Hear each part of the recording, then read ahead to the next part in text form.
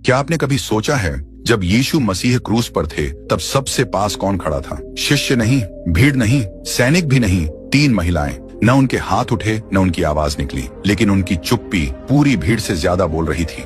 जब सब डर कर भाग गए तब वे क्यों रुकी रही? क्या उन्हें डर नहीं लगा, या वे कुछ ऐसा जानती थी जो बाकी दुनिया नहीं समझ पाई? आज की यह कहानी सिर्फ क्रूस की नहीं है, यह उस विश्वास की है जो शब्दों का मोहताज नहीं होता। गोलगोथा की पहाड़ी दिन होते हुए भी अंधेरा उतर आया था।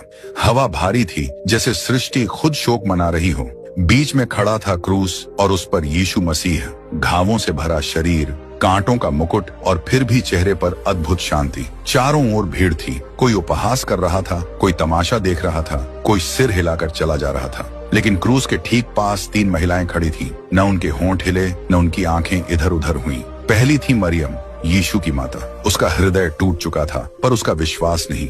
उसे वह वचन याद था जो स्वर्गदूत ने कहा था, ये बालक संसार का उद्धार करता होगा। आज वही उद्धार करता उसके सामने मर रहा था। वह चुप थी, क्योंकि वह जानती थी परमेश्वर की योजना आंसुओं से नहीं रोकी जा सकती। दूसरी थी मरियम मगदलीनी, कभी अंधकार में कैद, कभी समाज से ठुकराई हुई, लेकिन यीशु ने उसे नई पहचान दी थी।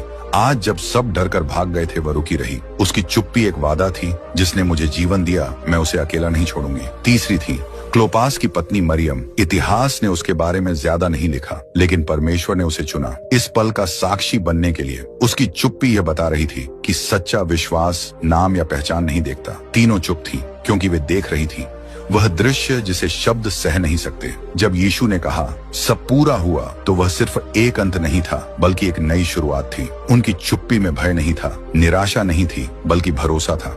आज भी जब हम परमेश्वर को समझ नहीं पाते, जब उत्तर नहीं मिलते, तब क्रूस के नीचे खड़ी वे 3 महिलाएं हमें सिखाती हैं।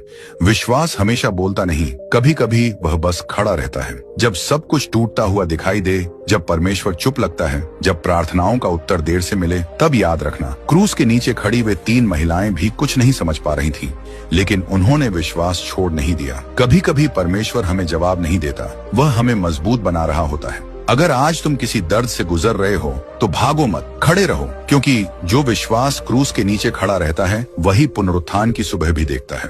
अगर यह कहानी तुम्हारे दिल को छू गई हो, तो इसे किसी ऐसे इंसान तक पहुंचाओ जिसे आज उम्मीद की जरूरत है। धन्यवाद।